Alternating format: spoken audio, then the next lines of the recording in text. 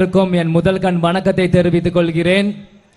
இந்த சொல்லின் சொந்தக்காரர் ஓட சொல் இனி என் மூலம் தமிழ்நாடு முழுவதும் தொடர்ந்துட்டே இருக்கும். இது நான் சொல்றதுல பெருமை அடைகிறேன், கௌரவம் அடைகிறேன். இன்று எனக்காக வந்து வாக்குகளை சேகரிக்க அண்ணன் இன்றைய எதிர்க்கட்சி தலைவர், அதிமுக பொதுச் செயலாளர், நாளை தமிழகத்து முதல்வர் அண்ணன் எடப்பாடி பழனிசாமி அண்ணன் அவர்களுக்கு என மனமார்ந்த நன்றிகளை இங்கே தெரிவித்துக் கொள்கிறேன்.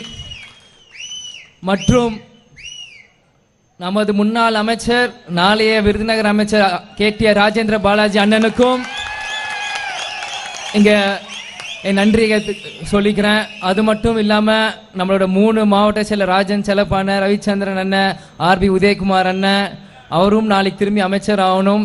அதனால எல்லாருக்குமே இந்த நேரத்தில் நான் நன்றியை இங்கே தெரிவிச்சுக்கிறேன். அது மட்டும் இல்லை, எங்கள் தேமுதிக சார்பாக ஷெரீஃப் அண்ணன், ராமர் பாண்டிய அண்ணன், கணபதி எங்கள் மாவட்ட செயலர் அவங்களுக்கும் இந்த நேரத்தில் நன்றிகளை தெரிவிச்சுக்கிறேன். அதே மாதிரி அதிமுக தேமுதிக கூட்டணியில் இருக்கிற அனைத்து ஒன்றியம் கிளை பகுதியில் இருக்க எல்லாருக்குமே இந்த நேரத்தில் நான் நன்றிகளை தெரிவிச்சுக்கிறேன்.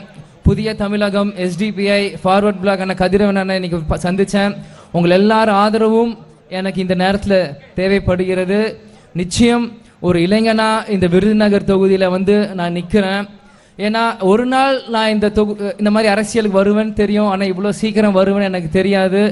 இது காலத்தின் கட்டாயம். எங்கள் அப்பா கேப்டன் வந்து விருதுநகரில் பிறந்து மதுரைக்கு போய் இன்னைக்கு சென்னையில் இருந்தார். கேப்டன் மறைவுக்கு அப்புறம் நான் ஒரு நாள் மதுரைக்கு வந்தேன், ஒரே ஒரு நாள் வந்தேன். அன்னைக்கு இருக்கிறப்போ எனக்கு ஏதோ ஒரு பந்தம், எனக்கும் மதுரைக்கும் விருதுநகர் பந்தம் விட்டு போயிடுச்சோ அப்படின்னு நான் ரொம்ப ஃபீல் பண்ணி அன்னைக்கு வாகனத்தை அழுதுட்டு வந்துட்டு இருந்தேன்.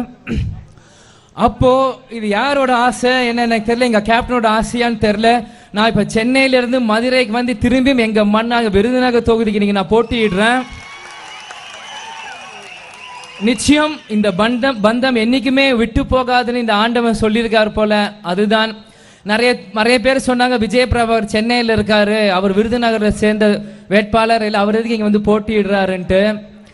பூர்வீகமா இது எங்களோட மண்ணு, இது பூர்வீகமே எங்க தாத்தாவோட மண்ணு. ராமானுஜபுரத்துல தான் எங்க தாத்தா இருந்தாரு, எங்க அப்பா பிறந்தாரு. இது எங்களோட மண்ணு. இங்க இருக்கிறவங்க எல்லாருமே எங்க அங்காளி பங்காளிங்க, எங்க சொந்தக்காரங்க தான். உங்க எல்லாருமே இங்க நான் சந்திக்கிறதுல ரொம்ப சந்தோஷமா அடைகிறேன், பெருமை அடைகிறேன்.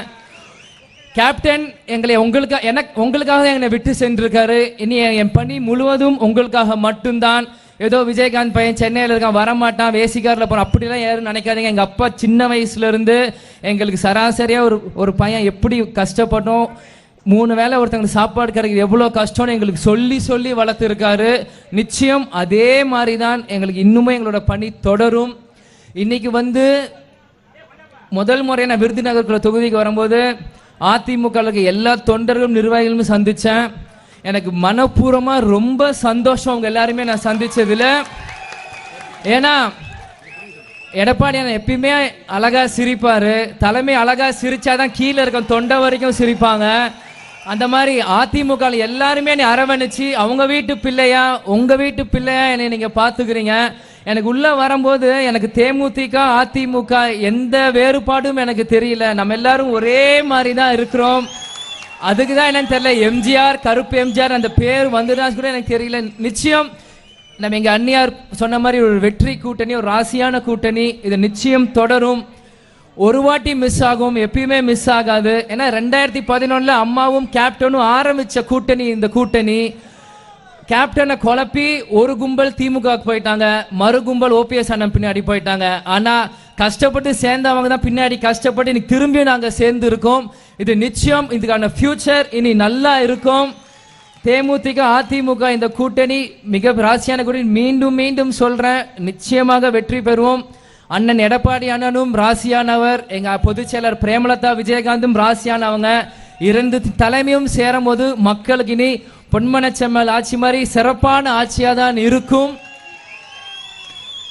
இது மட்டும் இல்லாம எனக்கு அண்ணனுக்கு நிறைய இடத்துல போனோம். நான் இனி என்னோட பிரச்சாரம் ஆரம்பிக்கிறப்ப இனி எல்லா ஊருக்கும் எல்லா தெருக்கும் வரும்போது இன்னும் நான் டீட்டெயிலா பேசுறேன்.